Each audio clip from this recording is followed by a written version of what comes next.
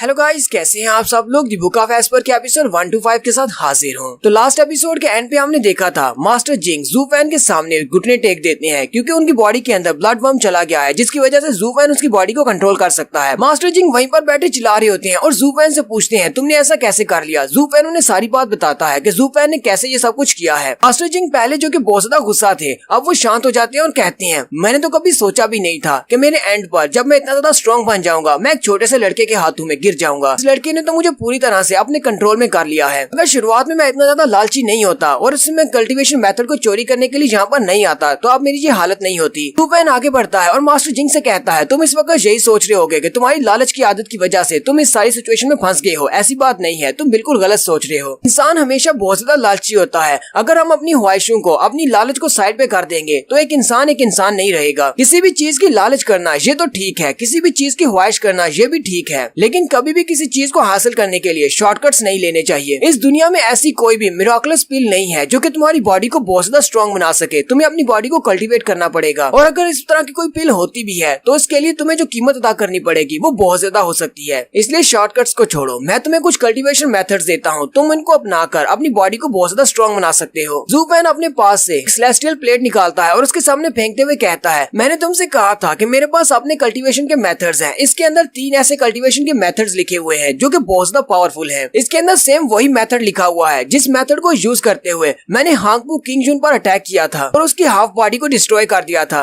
कि जोमिंग वैली के एल्डर का एक बाजू काट दिया था। तुम्हें बस इन तीनों मेथड्स को प्रैक्टिस करना है। इन तीनों को कल्टीवेट कर लेने के बाद तुम्हारी स्ट्रेंथ इतनी ज्यादा बढ़ जाएगी कि इंपीरियल फैमिली के मास्टर भी तुम्हारे सामने टिक नहीं पाएंगे। और इसके साथ ही मैं तुम्हें 3 और ऐसी मार्शल आर्ट्स टेक्निक्स भी दूंगा जो कि बहुत ज्यादा पावरफुल है। उन टेक्निक्स को मास्टर कर लेने के बाद तुम्हें कभी भी किसी बॉडी कल्टीवेटर के सामने झुकना नहीं पड़ेगा। अगर तुम वाकई में मेरी इन टेक्निक्स को अपनाना चाहते हो तो फिर तुम्हें थोड़ा सा अपने घुटनों को मोड़ना होगा और इस कल्टीवेशन मेथड को उठाकर मेरे सामने ये वादा करना होगा कि तुम मेरे साथ हाथ मिला रहे हो और तुम आज के बाद मेरी लू फैमिली के एक एल्डर बनना चाहते हो। तुम्हारे पास सिर्फ 2 ही रास्ते हैं, एक या तो इस मार्शल टेक्निक को उठा लो और मेरी फैमिली के यानी लू फैमिली के एक एल्डर बन जाओ, या फिर इन पावरफुल कल्टीवेशन टेक्निक्स को यहीं पर छोड़कर वापस रीजन स्टेट में चले जाओ जहां पर तुम उनके सिर्फ एक गेस्ट हो। वो तुम्हें अपनी फैमिली का हिस्सा भी नहीं बनाना चाहते, जबकि मैं तुम्हें अपनी लू फैमिली का एक एल्डर बना रहा हूँ। नेक्स्ट सीन में दिखाते हैं मास्टर जिंग उस इंपीरियल प्लेट को उठा लेते हैं और कहते हैं पहले मुझे इसको चेक करना होगा कि ये कंप्लीट मेथड है या नहीं, क्योंकि रीजन स्टेट वालों ने जो मुझे मेथड दिया था वो भी इनकम्प्लीट था, वो भी मुझे अपना कंप्लीट मेथड नहीं देते। मास्टर जिंग जैसे ही उस इंपीरियल प्लेट को चेक करते हैं तो बहुत ज्यादा चौंक जाते हैं और कहते हैं इसके अंदर तो साउंड मार्शल आर्ट्स का भी मेथड लिखा हुआ है, तुम तो वाकई में बहुत ज्यादा अमेजिंग हो। इस तरह के साउंड मार्शल आर्ट्स का मेथड तो सालों पहले डिस्ट्रॉय हो चुका है, किसी को भी इस बारे में नहीं पता। ये एक एंशिएंट टेक्निक है। आखिर तुम्हारा ये लू क्लैन किस किस्म का क्लैन है? ताकि तुम्हारा ये क्लैन कोई एंशिएंट क्लैन है जिसमें बहुत ही पावरफुल मास्टर्स रहते हैं जिनके पास इस तरह की एंशिएंट टेक्निक्स हैं। ज़ू फैन मास्टर जिंग से कहता है तो जल्दी से अपना फैसला बताओ, क्या तुम हमें ज्वाइन करोगे या नहीं? मास्टर उसे कहते हैं हाँ क्यों नहीं, इस ऑफर को कौन ठुकराना चाहेगा, मैं लू फैमिली का एक एल्डर बनना चाहता हूँ। मास्टर जिंग हंसते हुए उससे कहते हैं अगर तुम पहले मुझे इस मार्शल आर्ट्स टेक्निक को दिखा देते तो मैं पहले तुम्हारे साथ हाथ मिला लेता और तुम्हारी लू फैमिली का एक एल्डर बन जाता। इतने सब नाटक करने की क्या जरूरत थी?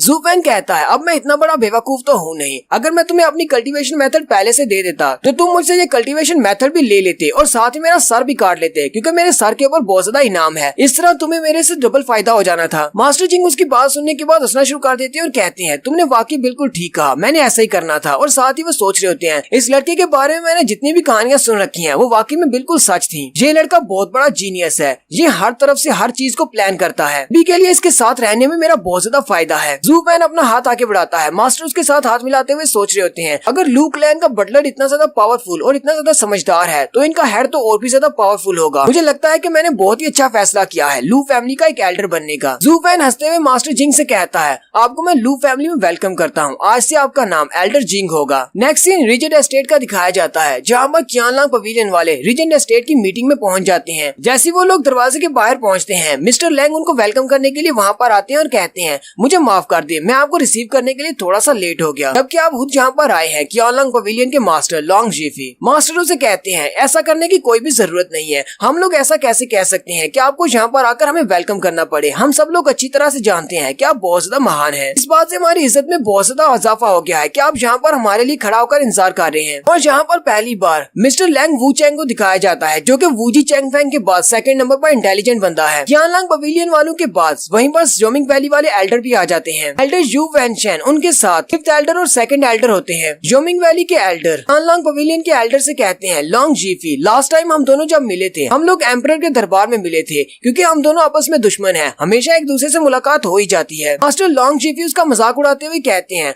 जिंदगी बहुत ज्यादा अजीब है, हमें तो समझ नहीं आती, जब हम लोग लास्ट टाइम मिले थे उसके बाद से qianlang पवेलियन बिल्कुल सेम है। लेकिन आपके जोमिंग वैली के बारे में ऐसा नहीं कहा जा सकता, क्योंकि मैंने सुना है कि आपके बहुत सारे एल्डर्स मारे जा चुके हैं और एक एल्डर का तो बाजू भी कट गया है। वो सारे बहुत ज्यादा गुस्सा हो जाते हैं। मास्टर वैनशेन भी बहुत ज्यादा गुस्सा हो जाते हैं और उसे कहते हैं, हमारी जोमिंग वैली सेम है या नहीं, हमारे एल्डर्स मरे हैं या नहीं, अगर तुम देखना चाहते हो तो हमारे साथ फाइट करके देख लो, हम तुम्हें बताते हैं कि हमारी पावर कम हुई है या नहीं। मास्टर लॉन्ग जीफी भी अपनी पावर्स को रिलीज करते हैं और कहते हैं, तुम्हें क्या लगता है कि तुम अपनी पावर्स को रिलीज करके मुझे डरा सकते हो? और साथ ही उनके एल्डर्स भी अपनी पावर्स को रिलीज करते हैं। मास्टर लैंग के पीछे जो दो एल्डर्स खड़े होते हैं वो दोनों भी उनकी पावर्स को महसूस करने के बाद पीछे की तरफ हट जाते हैं। मास्टर लैंग सोच रहे होते हैं, ये दोनों एल्डर्स तो बहुत ज्यादा पावरफुल हैं, यहाँ तक कि हमारे रीजेंट स्टेट के दो एल्डर्स भी पीछे की तरफ हट गए हैं। मिस्टर लैंग उन दोनों से कहते हैं, जेंटलमैन, तुम लोगों को यहाँ पर ऐसा नहीं करना चाहिए, तुम्हें देखना चाहिए कि तुम इस वक्त कहाँ पर खड़े हो, ये रीजेंट स्टेट है, तुम्हारा घर नहीं। तो दोनों ही एल्डर उसकी बात सुनने के बाद बहुत ज्यादा घबरा जाते हैं और वहीं पर रुक जाते हैं। और दोनों ही उसके सामने अपने हाथ जोड़ते हुए उससे माफी मांगते हैं और कहते हैं, हम दोनों अपने किए पर शर्मिंदा हैं, हमें माफ कर दें।